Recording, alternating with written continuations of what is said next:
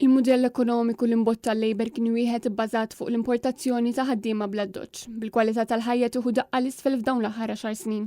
Iżda quddiem din ir-realtà Robert Abela qed jibqa' jinjora twissijiet biex ibiddel ir-rotta u jwarrab dan il-mudell ekonomiku li mhuwiex sostenibbli.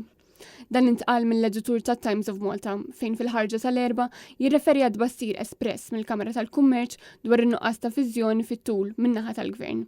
Bl-editorjal jinsisti li pajjiżna beda triq għan-niżla. It-Times tajt li l-kollaż diżastruż marbut ma' sitwazzjoni tad-dawl huwa eżempju ċar ta' nuqqas ta' pjanar biex in-negozji u l-familji ikollhom provvista sigura ta' enerġija.